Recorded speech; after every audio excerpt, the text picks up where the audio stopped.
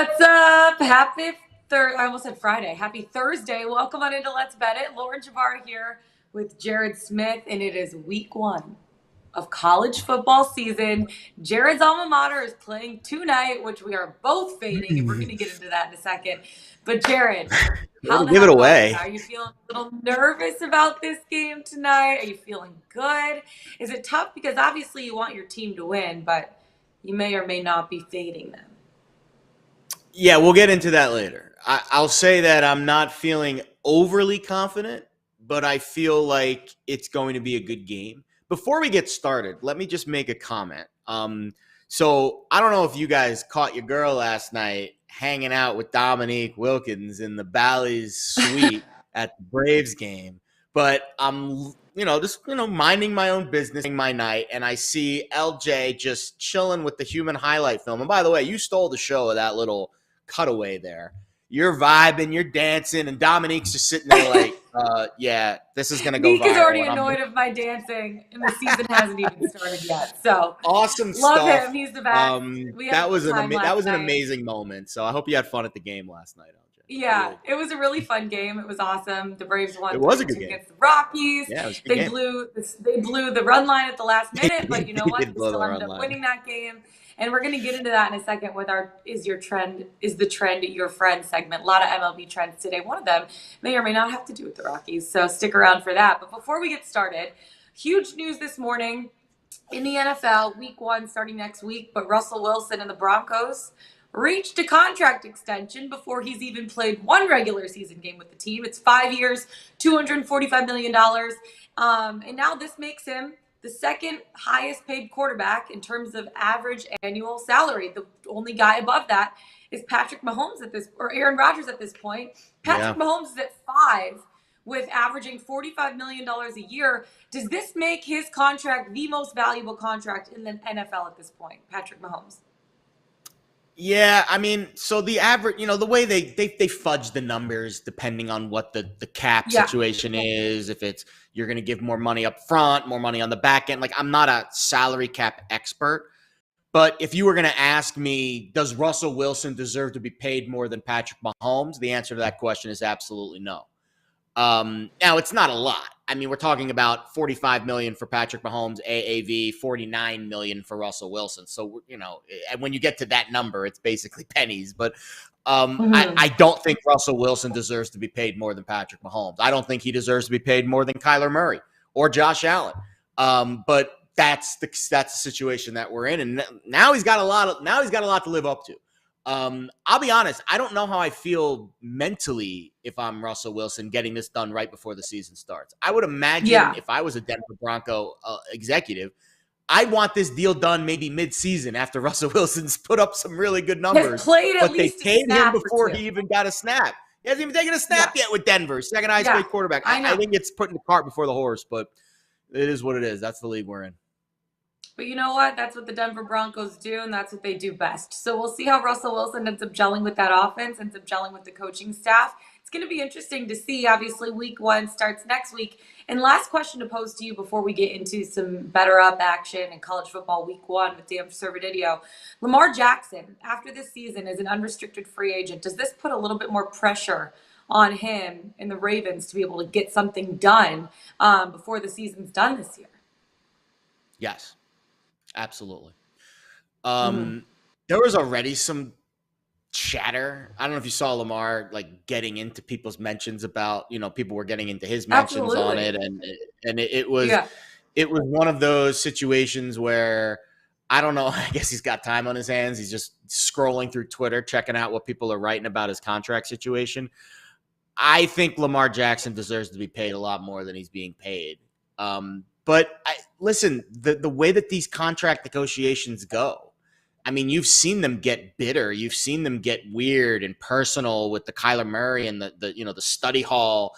I don't know why they're so public with these negotiations, but they are very intriguing to watch from a outsider's perspective because, it absolutely has an impact on the overall season and how people feel and all of those things. So, fascinating watch to see how the Ravens handle Lamar going forward. It is going to be really interesting to see how they move going forward, which we think that they're going to go from worst to first in the NFL this season after last season being decimated with injuries, decimated with COVID. It's going to be interesting to see a healthy Ravens team, a healthy Lamar Jackson, and being able to see what they're going to be able to do in the NFL this season. So week 1 starts next week. We're going to dive into that next week, all week long. Then we have our first NFL show starting that Sunday. I'm so excited. But until then, let's get into some better up action because we got to start it out with, is the trend your friend? First of all, I mentioned it earlier, Rockies run line. Rockies 13-0 on the run line in their last 13 games in Atlanta. Stop. Atlanta blew the run line last night after being up 3-0 for a majority of the game. Yeah, weird game last night. So I was looking at the trends of the Major League Baseball favorites that are minus 300 or higher. They have not been profitable this year on the money line or the run line. So yeah, with Strider, I think I saw minus 400 today.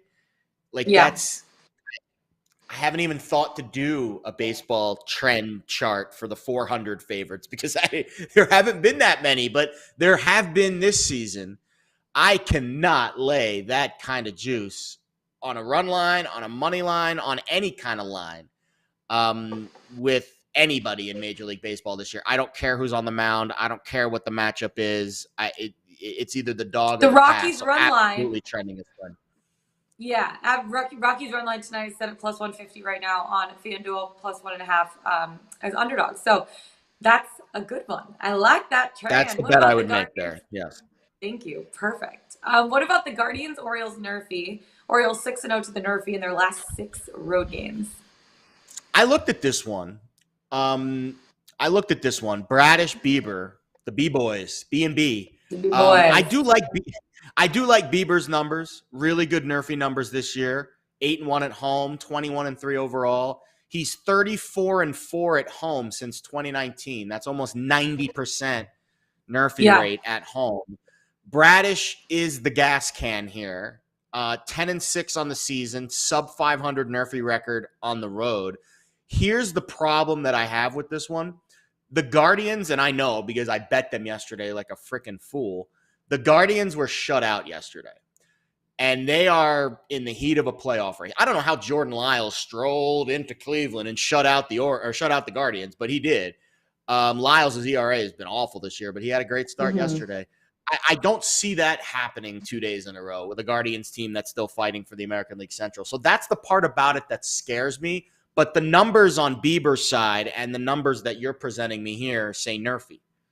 So I'll friend you one time. We got 2 friends, baby. College football week 1. We got some friends heading into it. You love to see it. We'll have a good old tailgate all together. How about make it trend number 3? Red Sox run line. Red Sox run line. I'm skipping ahead. Rangers 0-8 on the run line against the AL East in their last 8 games. Oh yeah, absolutely. Friend, so I looked at the Nerfy here because it was a plus money Nerfy, and I always at least give a fighting chance to any plus money Nerfy because we all know how the Nerfy vibes have been this year. Unbelievable summer, by the way, for Nerfies. We'll get to that in a second. But Glenn Otto really scares the crap out of me. His numbers are just terrible. Like he's like the definition of a gas can, and he spells his name with 2 N's. So that's a fade. Yeah, I'll friend this one. 3 friends. Who are we today? 3 friends. Really Let's go. Social. Last but not least, let's make it 4 for 4. Royals run line. Royals 6-0 to the run line in the last 6 following a loss. Oh wow. So thoughts and prayers to Tony La Russa, who had to take a leave of absence from the team. I don't know why, but it's a medical thing. And the White Sox did come back and win last night. I don't know if despite him, for him, I don't know. But I wouldn't be shocked if the White Sox played better without La Russa. And again, I hope he's 100% healthy. But he hasn't been the best influence on the team this year in the dugout. So I think this one is one I would fade here. I think the White Sox with Cueto, and Daniel Mengden starting for the Royals today, making his first start of the year. Don't much. I would say this is one where the White Sox, continue to play well and put 2 wins together after last night. Yeah, why not? So it's going to be interesting to see what they do. At least we have 3 friends heading into the college football weekend. Yes. We got a little tailgate going on. But before we get into college football, Yerfies and Nerfies. You mentioned Nerfies have been red hot this season. They went 10-5 yesterday for the 2nd day in a row. Now 233 and 187 on the season, hitting at a 55.5% rate in August. Up 31.85 units if you've bet all Nerfies right now in August, which is unbelievable. Pretty dang crazy. And I know you have 2 Nerfies on your card tonight. Just to follow that trend, how about you go through your card with us and win us some money? Yeah, August has been fantastic. July too. I mean, you're talking 54, 55% Nerfie hit rates for 2 consecutive months. The summer of Nerfie. That's what I'm dubbing it, because it has been remarkable to track, to watch, to see it develop. And, I've had a really good year betting Nerfies. Not so much Yerfies, but I've had a really good season betting Nerfies. Let's hope it continues tonight. And we'll start with the day game in Detroit. Your boys, the Tigers, at home to the Mariners today. I laid 15 cents here at Boyd. Logan Gilbert, 21-5 Nerfie record this season. Very good. 42-8 since 2019. That's over 84% hit rate for Logan Gilbert, who's been a fantastic pitcher in the first inning. Great data across the board. Eduardo Rodriguez, not a huge sample size this year. He was hurt. Now he's 6-4 to the Nerfie since his return. But if you widen the sample size, 29-6 at home since 2019. That's a very good rate. Of course, that data has been split up a little bit across some different teams. Yeah. Seattle's offense scares me the most here. Again, Logan Gilbert's been great this year. I feel like he's going to get through the Detroit lineup in the bottom of the first. But the top of the first was Seattle's offense against Rodriguez. They've been okay against lefties in the month of August. And that's where I think the advantage is maybe for Eduardo, is that he can maneuver around the top of this Mariners lineup in the top of the first. Seattle's about an average scoring rate team. But the thing I really like about this that really got me to the window, day game after night game, getaway day, I feel like we might get sleepy vibes at Comerica in the early going. Also, I am on the Braves-Rockies Nerfie tonight. Spencer Strider's on the mound, Lauren, and this guy is the Nerfie pitcher of the year. Slada. He is my favorite Nerfie. First of all, I think he's going to win Rookie of the Year. I don't know. I think it's a toss-up actually between him and Harris. One of those Braves is going to win Rookie of the Year. But Strider's 15-1 to the Nerfie this year, 8-0 at home. He has a 50% K rate in the first inning. That is ridiculous. That's actually insane. It's ridiculous. Both his FIP and his expected FIP are below 1 in the first inning. He is pitching unbelievably in the opening frame. And it makes sense if you think about the kind of pitcher he is. That slide, he's basically a 2-pitch guy, gas can fastball, put away slider. I mean, it's devastating. Chad Kuhl, 12-9 of the Nerfie this year. His data is average. Obviously, the part of this Nerfie that concerns me is the Braves lineup in the bottom of the first against Chad Kuhl. The one thing I think maybe is going to push this towards the Nerfie, and you would know some context here, Ronald Acuna Jr.'s knee. He played last night, but he said after the game he doesn't feel great. So maybe he doesn't play back-to-back games. He hit a homer last night, even though his knee is a bit rocky right now. But I could see maybe the Braves being careful with him. They won last night. He played. He didn't feel great after the game. Maybe he gets a day off today. Even if he doesn't, he's not 100%. Colorado, as we mentioned, below average. They've gone 19 consecutive games without scoring a run in the first inning. I'm expecting that to continue tonight. We only laid 10 cents over at Boyd, too. Great numbers at Boyd. Thank you very much, Boyd, for giving us good Nerfie numbers today. So Seattle, Detroit, -115. Colorado, Atlanta, -110. Couple of Nerfies on the board today. I like it. And I'm really rooting for your Seattle Tigers Nerfie, because I'm also on the under in that game, laying 22 cents for it. But I will say, I was a little pleasantly surprised that the Tigers are getting more respect by only being +135 underdogs at home against Seattle. But it's still like a better number than they usually get for a majority of the season.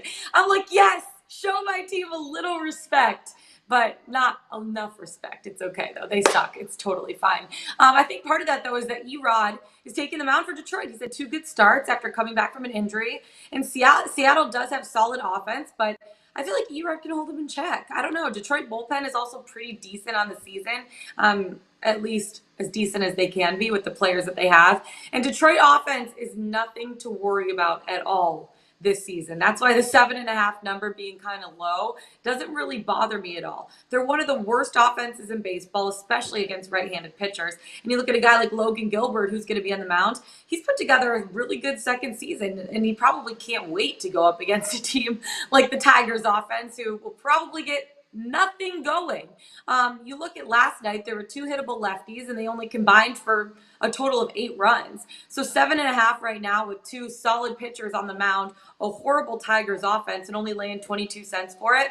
I'm jumping right on this. So let's get your Nerfy to hit, and then let's get my under to hit. And no team in baseball has gone under their totals more than the Detroit Tigers at a 62% rate. And that's because of the decent pitching staff that they have and the horrible offense that they have. So let's bet on the under 7.5 at -122. We do want to see a lot of overs, though, in college football, because I want to see a lot of touchdowns, a lot of runs, a lot of points being scored in week 1 and have an exciting week number 1 for college football. Let's bring in Dan Servodidio. It is finally here, boys. Week 1 of college football, and it all kicks off tonight. We got 2 pretty big games on the slate. West Virginia at Pitt starting at 7 p.m. Eastern time, and then Jared has been looking forward to this game, chomping at the bit. Penn State taking on Purdue, 8 p.m. Eastern time. Dan, how are you? You getting ready to go for college football week 1? I'm ready. Thank you guys for bringing me in here to talk some college football. I've been watching all summer, and it's good to go from baseball right into football. Next week we'll have the real guys going, but I'm good with the college for now. Yeah, we'll take it from boys to men next weekend, Jared. But first of all, let's start off with this Penn State-Purdue game. It's the elephant in the room that's just sitting here. And Jared has made a statement that he may or may not be fading his team all season long, which is a pretty bold prediction due to the fact they finished 26th in the AP poll. They just missed that top 25 mark. Yeah, this is a team that, I think is being overhyped. And when I joined you guys previously last week, this was a team where I just think they're getting a little bit too much love in the, national media, maybe. People thinking that they could push, Ohio State's, Michigan's for that Big Ten championship. Yeah. I don't see it. I think that they struggled on offense last year with the run game, and I think that might come into play in this first game. So you're talking about overs, and this is a game I'm looking at an under overall, but the first half under for sure. But Penn State, I mean, Jared, what do you think about this offense? Sean Clifford back again. He's been up and down his whole career at Penn State. I don't know what to think coming out of the gate here without Jahan Dotson. I think is huge for this team. I mean, listen, there's a lot to like about the skill position players at Penn State. I think their running back room is drastically improved. They were a little banged up last year, some unlucky injuries. I think their receiver room is still very talented, and there's an interesting connection with Purdue. Taylor Stubblefield, the former All-American wideout at Purdue, is the wide receivers coach at Penn State. He's been that for a few years, and I would say he's responsible for a lot of the development of a lot of these really good receivers that have come through Penn State over the last few years, Dotson being the most recent one. But to me, the offense, their issue is there's literally, I don't know if you've ever been through one of those turnstiles when you walk into an arena, but that's what the offensive line has been in recent years for Penn State. And Purdue lost Karlaftis. That's a blow up front, but the strength of their team is the front seven. And I'm concerned that Penn State, in a raucous environment, first blackout in West Lafayette since 2018, which is when they just put a whooping on Ohio State. I don't know if you remember that game. I'm concerned that there's going to be some communication lapses up front.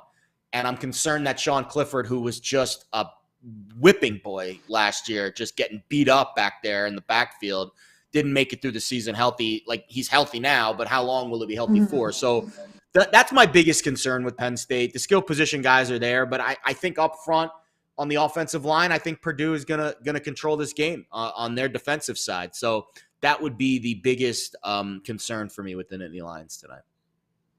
Yeah, I'm actually taking Purdue plus 3.5. And I know you like the under. I actually really like the over in this game. You look at Purdue's off. I like the over for the total. I know you have the first half under, but I look at Purdue's offense. Yeah. They're top 40 in terms of efficiency last season.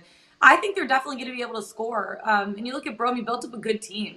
I feel like they can get over their offensive departures. And then also Purdue taking a stab at a Penn State defense with a new system and a new defensive coordinator. And Penn State was dominated at the point of attack last season, which I think it makes it easier for Purdue to score. And I knew Purdue's defense has also kind of been an issue. You look at Sean Clifford, he's a veteran, he's experienced. One of the most experienced pass throwers in the country, probably. And I know their O-line has a few question marks, but Purdue's defense tends to be, leaky enough. So I'm kind of trusting Sean Clifford here to be able to throw some good passes and also fading Penn State's defense a little bit and trusting Purdue's offense, and who were top 40 last year in terms of efficiency. I know some other bets, though, Dan, that you have heading into this season. You like Tennessee, you like Central Michigan.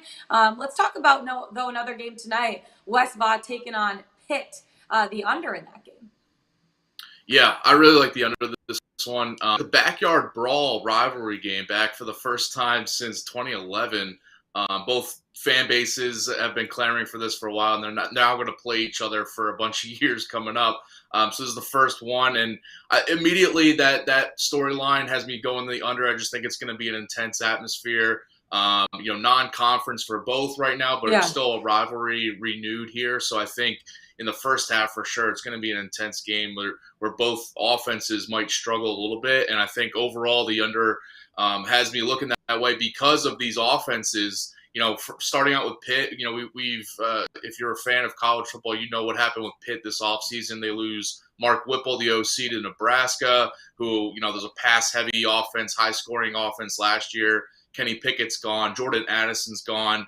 And they now bring in the Frank Cignetti Jr. from Boston College, who ran the ball 60% of the time about last year for BC, and it was a run-heavy offense. And Pitt has made it known that they want to focus more on the run. They want to establish the run more this year with that offense. They bring in Keaton Slovis at quarterback to replace Pickett.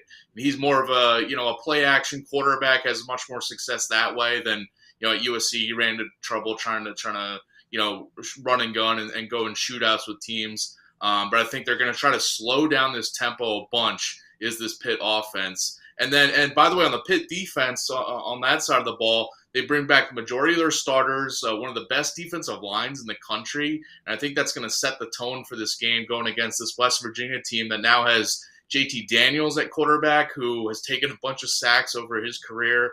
It's interesting. We got two former USC quarterbacks going head-to-head here. And Slovis actually replaced Daniels back in the day at USC. So there's that whole aspect. But besides that, this West Virginia offense, I think, will struggle on the road here at Pitt against that ferocious defensive front that can, generate pressure in the backfield.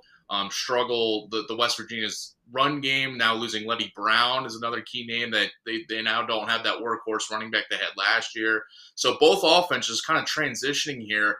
I just see this being an under game. It might be like, one of those like 20-14 outcomes I could see in the end. So yeah, I like the under overall. It's actually dropped a couple points, but I still like it at, as long as it's above 50, I like it. Yeah.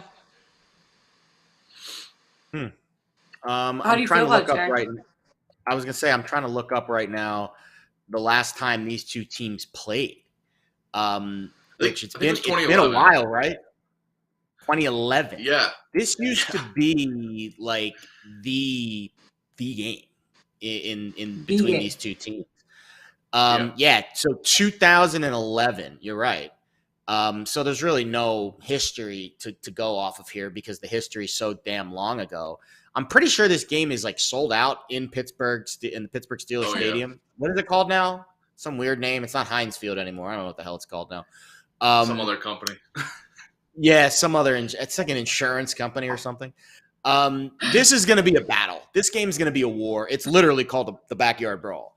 I'm not going to add anything to your handicap, Dan, because you nailed it. But I will say there will be an element of anger and just that rivalry early on in the season, intensity with this game. which should lend, you would think, to the under, but also teams will not be afraid to run it up on each other if one team is dominating this game because of just the rivalry and the fact that it's been so long. Although a lot of these games have skewed to the under. I'm looking at the totals right now. Only one of them has gone over 51.5 in the last 6 meetings. 21-20, 35-10, 19-16, and again, these games were 10, 15 years ago, so I'm not going to draw too much conclusions there. But that speaks to just the intensity of this rivalry, and neither offense really, I think, is going to be blowing the doors off. So, yeah, don't hate it there, Servo. I like it. Another game going on tonight. Fire up Chips, Central Michigan taking on Oklahoma State. That's going to be at 7 p.m. Eastern time. This spread, absolutely outrageous, with Oklahoma State being ranked 12th in the AP poll. 22.5. And you're taking it. You like the Chips in this one. I do, yeah. I got it at 22.5, and it's now down to 21.5, but I still like it as long as it's a 3 touchdowns spread there. This is just too many points for me for a dangerous MAC team like Central Michigan that has one of the best workhorse running backs in the country, Lou Nichols, who they're going to lean on, but also an experienced quarterback in Daniel Richardson. I just think this offense is going to be up for the task of coming in on the road here and trying to pull off the shocker. I mean, I'm not saying they're going to win outright, but the spread's a little too big for me. I know Central Michigan lost a couple of top receivers from last year, namely Khalil Pimpleton, but I still think that there's a ton of returning offensively for this team on the line, but they're running back in Nichols. And for OK State, this is a team lost Tay Martin, their top receiver from last year, lost Jalen Warren, their lead running back, and guy that's getting 20 carries a game down the stretch for them. I think there's going to be a little transitioning for their offense, trying to figure out who their playmakers are. Spencer Sanders still there at quarterback, but he's dealt with some turnover issues, poor decision making down the stretch late in games. I just see this game being one that Oklahoma State squeaks out a win for sure, but just fails to cover.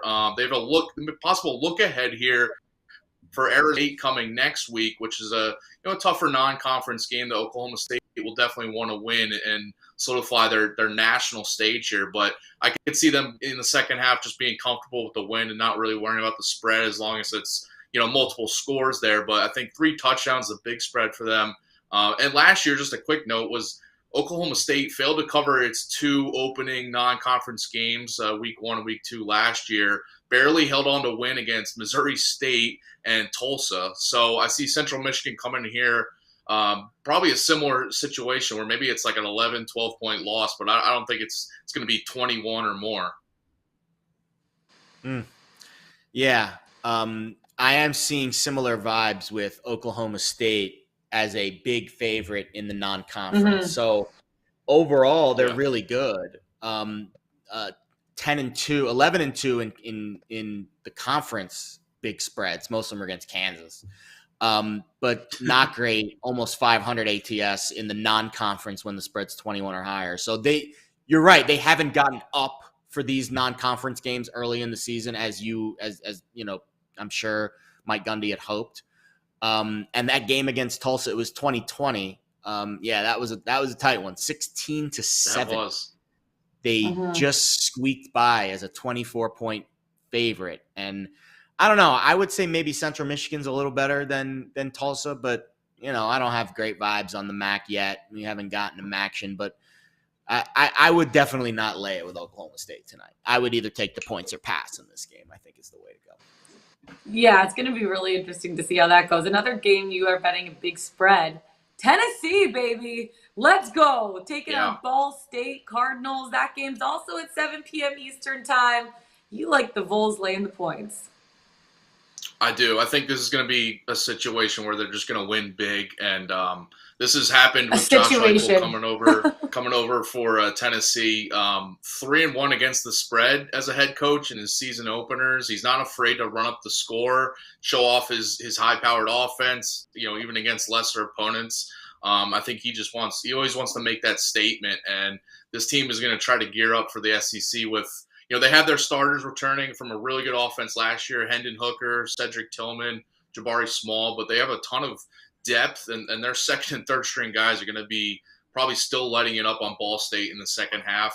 Ball State's defense struggled a ton last year in that MAC, and also had to replace a ton of starters on the defensive side of the ball this year, only returning, I think, 3 or 4. So I just see that situation, especially in the first half. You can take the balls in the first half to cover, but I think the full game, it was at 32.5, which is what I got at, but now up to 35.5. I think it'll be a 40-point win margin around That's there. crazy. We saw with Florida State last week against a team like Duquesne. I mean, Ball State's better than Duquesne, but there's some of these teams that are just looking to make statements in the first weeks. Tennessee has been one of those teams in the past. And this offense under Hendon Hooker really clicked down the stretch last year once he got comfortable running the system. So I think they're going to be motivated here just to put up, 50, 60 points. And Ball State's offense, by the way, new quarterback under center, John Paddock replacing Drew Plitt, which I think is something that's huge on the road here in an SEC environment. Probably going to be a packed stadium for Tennessee. A tough ask for him. And, I just see the difference in talent here is huge to me. And, it's always tough, laying the points with these big favorites like this, 30-plus points. But I just see this being a huge win for Tennessee, and I'm not afraid of it. Yeah, I can't lay it with Tennessee here. I mean, listen, everything you're saying is great, and I agree with you that the spread probably, is right. I can't lay early on with these big favorites because I flash forward to the fourth quarter when Tennessee's up 32 or 33 or 34 points and they're driving and they just run. I don't think Ball State's very good. Tennessee hasn't covered a lot of these big numbers recently. They didn't cover against Vandy last year. They covered against South Al. They didn't cover against Bowling Green a couple of seasons ago. Now, I know that was pre-Heupel. Actually, no, that was Heupel's first game. Home against Bowling Green, they were favored by 37, and they won 38-6. Like, that's kind of the vibe that I get in this game. Now, again, 1 or 2 plays going either direction, and you get that cover. But I don't know. I feel like it's just like one score too many for me to lay over 5 touchdowns with a team in week 1 before I really know what the vibe is. But Tennessee should be really good this year, and Hooker should be not a Heisman candidate, but maybe in that second tier if Heupel and this offense really gets rolling. Mm-hmm. Let's talk about last but not least, the game that everyone's talking about heading into week 1. Northern Arizona Lumberjacks taking on the Arizona State Sun Devils. Dan, what do you like about this? This is it. Well, this is a spot I had because so actually for Pickswise, I started writing for the site, giving some college football picks, and if you want to look at some more in-depth thoughts on this game, I did cover this for Pickswise and some other week 1 games, but this one tonight. So Arizona State going through a huge turmoil this offseason, NCAA investigations, a bunch of assistant coaches, and their offensive and defensive coordinators both being replaced here. But also some transfers. Jaden Daniels out at quarterback and Rashad White going at running back. So they have a new quarterback, Emory Jones, over from Florida, Xavier Valladay over from Wyoming, and a new offensive coordinator, as I mentioned. So this is just a transitioning offense I think is just going to get a week or 2 to get going and figure out what they have there.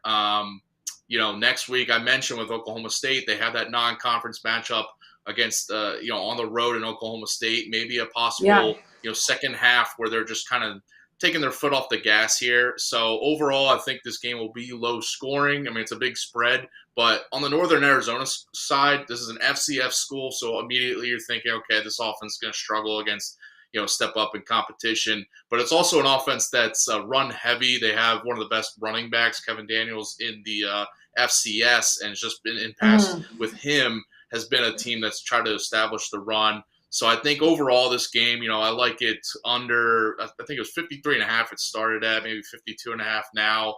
I just see it being a low-scoring game. I don't think Northern Arizona scores much, and I think Arizona State's offense struggles a bit, especially in that first half where they're trying to figure things out. Servo? Yeah, I'd be lying if I said I knew anything about Northern Arizona. I'll say one thing, Garrett, you should be Arizona, studying them all off. What are you doing? I should be, right? Yeah, what the heck? Arizona State hasn't covered a big number 1-5 against the number in their last 5 games against spreads of 21 or more. Last year, they almost lost to Sacramento State. Or no, excuse me, a couple years ago, they almost lost to Sacramento State. And this is under Herman Edwards. I mean, this is all under his regime here. I would be very weary about laying a number with Arizona State, but I trust your undercap for sure. Well, on the Pickswise, if you want to go check it out, I did give out Northern Arizona possibly as the underdog there. So I like it. But I think the under is definitely where I'm looking too, though. Emory Jones is an intriguing quarterback for sure, too. I'd be fascinated to see how he does. Dan Servodidio giving us the plug on Pickswise.com. Make sure you go check it out. Servo, we so appreciate you. Best of luck with your bets tonight. And let's hit that under with Northern Arizona and Arizona State. Let's go, baby. Yeah, why not stay up late? We'll root for no offenses, you know? No offenses. Nothing like a late night under to get the blood boiling. Thank you. Thanks, Servo. Appreciate it. That was Dan Servodidio. Okay, let's take it, Jared, from boys to men. Get into the NFL because we got week 1 starting next week. So we decided, well, our producer, Jacob, decided, and I actually love this segment idea, to do a segment called Playoffs or Laid Off. We have 3 NFC teams that we're going to go over right now. Are these coaches good and gone if their team does not make the playoffs? Let's start it out with the Cardinals to make the playoff. Cliff Kingsbury out if the Cardinals don't make the playoffs? Because I feel like this guy's kind of been on the hot seat since arriving to Arizona a couple years ago. Yeah, this is definitely a good trend here, a good segment name. Playoffs or laid off. Love it, Jacob. Tremendous job with the thought. The think tank, the Pickswise think tank is going strong here on this Thursday. All right, Cardinals to make the playoffs, plus 125. If they miss the playoffs, minus 150. If they miss the playoffs, is Cliff Kingsbury out? So I think yes, but I think a lot of it is going to depend on what the vibe is in Arizona. If they go 6-11 and Kingsbury and Murray are just balking at each other all season, I think that vibe screams, yeah, it's time to make a move here. The issue that I see with Arizona that continue, and I have this written down, by the way, there's so many amazing week 1 trends, and there's so many amazing NFL trends and NFL little nuggets we're going to drop on you next week. And I've got some great stuff brewing in my column that's going to be back starting next week as well, best bets. But one of the things written down in my column for notes to look at is Cliff Kingsbury's record in weeks 1 through 7 of the season, 42-20, not only with the Cardinals, but also dating back to his time at Texas Tech. So I'm curious if he can continue that, and if he can erase the back end, which has been awful. It's like 17-45 in weeks 8 on. Now, again, we're only in week 1, so we'll see. But I need to see him sprint through the finish line with his scheme, with how he handles the team, et cetera, et cetera. So if Cliff Kingsbury and the Cardinals have another disastrous second half, yes, I would absolutely consider firing him if they miss the playoffs. 100%. Yeah, I agree with you too. If you look, though, at his record, he has a win percentage around 500, and he flirted with a winning record in the NFL last season. But he needs to continue starting hot with this team. If they can have a hot start without Hopkins, that's going to be good. They also need to be able to finish, because last year they had the hot start and they weren't able to get the job done at the end of the season. And that's kind of been a huge knock on this guy since maybe his Texas Tech days. So it is going to be interesting. I feel like he's been on the hot seat since arriving. People say they fired a leader of men who, for a guy who is young, he couldn't really win in the Big 12, and he couldn't really win with Patrick Mahomes as a quarterback. So it is going to be interesting to see if Cliff Kingsbury, God, his name is so hard to say when you're talking fast. Cliff Kingsbury is going to be out if they don't make the playoffs. But I don't know. Like, you look at a division, it's hard to see the NFC West. It's hard to see them not making the playoffs, in my opinion. But it's also going to be a challenge against the 49ers. It's going to be a challenge against the Rams. Seahawks, I don't really think are going to be much of a challenge for them, but it is going to be interesting to see how the Cardinals do. Let's take it all the way to some of these NFC East teams, because I know you're really high on the Eagles this season, but what about the Cowboys to make the playoffs? If they're out of the playoffs, is Mike McCarthy good and gone? Their odds to make the playoffs right now are -200. Their odds to miss the playoffs are +160. But Mike McCarthy, a guy that spent 13 seasons with the Packers, led him to 3 regular season division titles and 3 NFC championship games and a Super Bowl win. But apparently he doesn't know how to coach discipline when it comes to the Dallas Cowboys. And I think that that's going to be their downfall this season. I am concerned with the Cowboys' offensive line. I am concerned with just the overall scheme in Dallas. No Amari Cooper. Mm-hmm. I think the vibes are high. Like, if you ask me about the expectations, the expectations are high. If you're going to ask me specifically, will McCarthy be fired if the Cowboys miss the playoffs?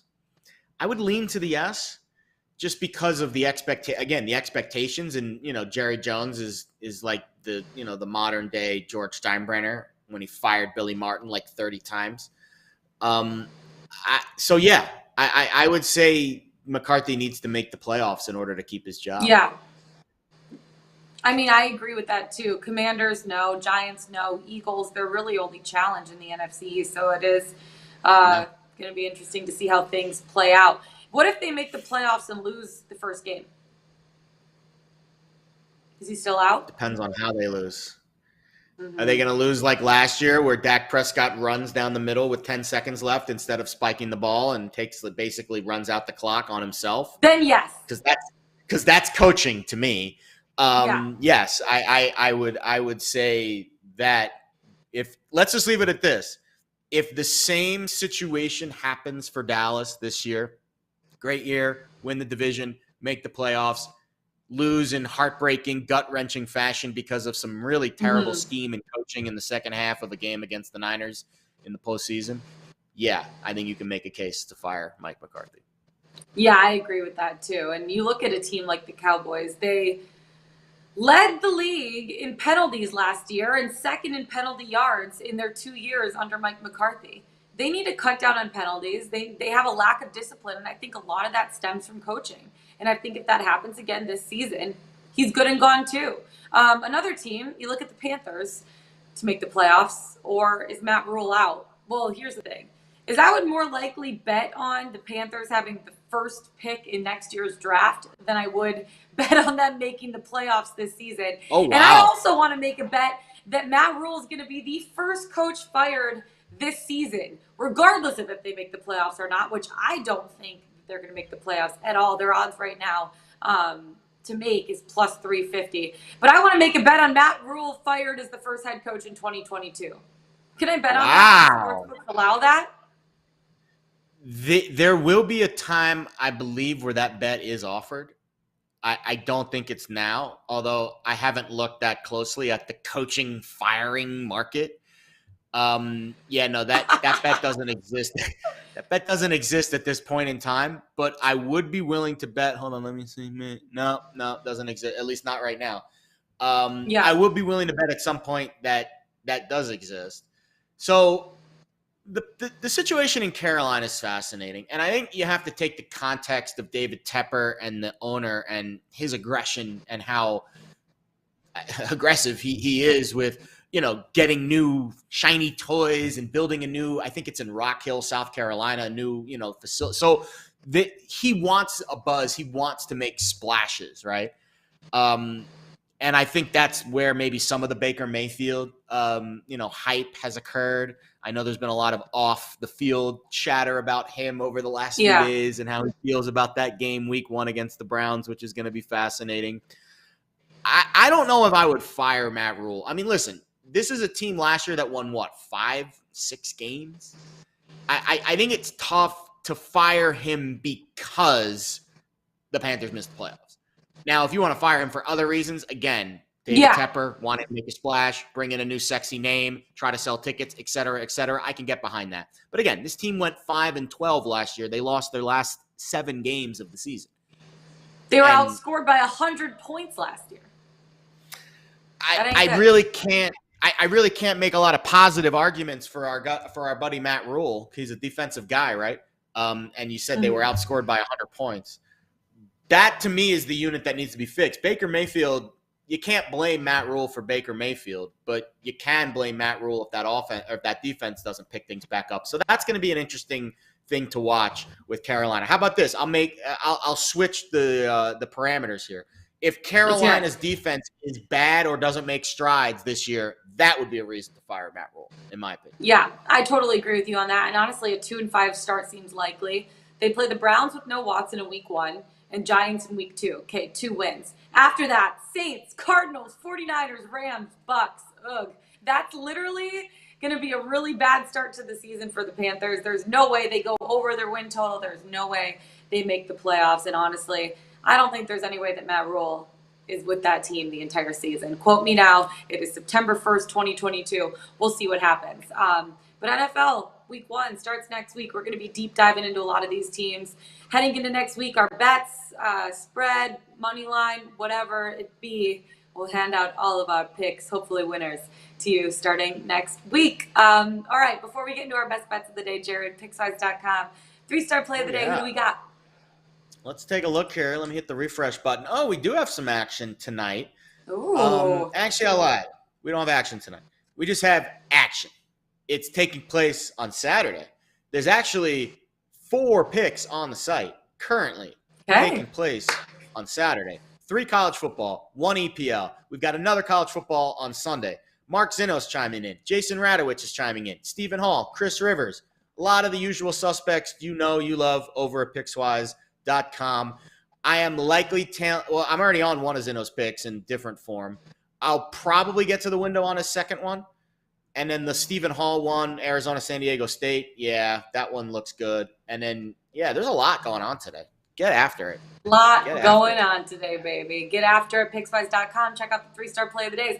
All right, let's get into our best bet of the day because we have the same best bet. Great minds think alike, as they would say. And great minds fade Penn State is also what they say last time I checked. So please, Jared, give us your insight on why you think Purdue is going to cover the spread at +3.5 tonight. First, I'll take a sip from my Penn State cup. Oh, God. You can't take a sip from your cup if you're betting against your team. Well, I have to empty the cup to decrease the amount of liquid in the Penn State cup because that's how I feel about their chances of covering tonight. Listen, we've discussed this at length when it comes to hedging your happiness. This is not Jared just doesn't want to lose Penn State and lose a bet on the same night. This is not that. This is when I look at the line in the market and where the odds are moving and who's betting on what and what some of the handicaps are, this game checked every box of how I normally view the contrarian landscape in college football, which is everyone and their mom betting Penn State and the line either moving towards Purdue or not going anywhere. I think this line gets to 3 by tonight. I think we get a 0.5 point of closing line value on this when we get to 8 p.m. Eastern time and this game kicks off. But when I look at the handicap of the game, Penn State's deep. We talked about it a little bit with Servo. We talked about the offensive line and how that's going to shake out with Purdue's defensive line. But I want to turn my attention to the other side of the ball. Because for as long as I can remember since I've been a Penn State fan, the defense has been the calling card. And they've had great defensive coordinators over the years, starting with Gus Bradley, starting with a bunch of other guys leading up to Brent Pry recently. And he was fantastic. I mean, he was one of the best defensive coordinators, one of the best motivators in college football. He's now the head coach at Virginia Tech. In steps Manny Diaz. Penn State's calling card on defense, even when the defensive coordinators have switched over the years, has been great red zone efficiency. You let him inside the 20 and make him kick a field goal, and you don't give up the explosive plays on the back end. Those are 2 things that Manny Diaz doesn't do well. What Manny Diaz does do well is he creates havoc in the backfield, blitz, schemes really, aggressively. And I'm just a little bit worried, even though Aiden O'Connell lost his top weapons from last year and Jeff Brom maybe has a little bit of consistency issues maybe with that offense. I'm worried that Manny Diaz is not going to be ready for this game, communicating a new scheme and getting all of his ducks in a row on the road, Thursday night, conference game, blackout in West Lafayette. Crowd's going to be going nuts. I feel like Purdue, this is a good home dog spot. As much as it pains me to bet against my boys, it just checks all those boxes. So I got to take the points. I got to take the 3 in the hook. relatively low total game in the low 50s, and I think Purdue covers. I think they got a chance to win outright. Yeah, and let me tell you some trends too that go along with this. Purdue is 8-3 against the spread. I love it. I'm a trend gal. Purdue is 8-3 against the spread as a home underdog since 2018, and they've gone 8-3 against the spread against ranked opponents since then too. I know Penn State isn't necessarily ranked; they finished 26th, so you could argue basically they are. At that point, they just missed the AP poll. I know you said they lost a guy like David Bell, one of his top 2 receivers, and Aiden O'Connell's top 2 receivers. But I feel like a lot of their success offensively, it came from the chemistry that Aiden O'Connell had with his top 2 receivers. But Jeff Broughton, he's an extremely creative play caller, and they find a lot of their success that way. Last season, they had the second best passing offense in the Big Ten, and they also have a great O-line that is returning all of their starters. Their offense is led by veterans. They're going up against the defense, like you said, with Manny Diaz, learning a new system. I feel like this is one of the most challenging places to play in the Big Ten. You're right. Purdue has a really good spot here, being an underdog at home, first game of the season, with an O-line that's solid, a quarterback that's kind of a veteran, and with Penn State having a new defensive coordinator learning new defensive schemes. So I really do like Purdue in this spot as well, plus 3.5. Let's lock it in. I hope that your Penn State Nittany Lions still win, but I hope we win the bet by covering the spread. So you can have your cake and eat it too here, Jared. Nittany Lions by 3. It is possible. 3. Nittany Lions by 2 or 3, baby. Let's go. Let's make it happen. All right, that's it for us today. Find us on the Pickswise YouTube channel. Go to Pickswise.com. Follow us on Twitter. We got a lot of college football talk coming at you tomorrow and Saturday, so make sure to tune in. But for now, that's it for us. We'll see you tomorrow morning, Friday morning. Let's get it. Let's bet it. Penn State by 3.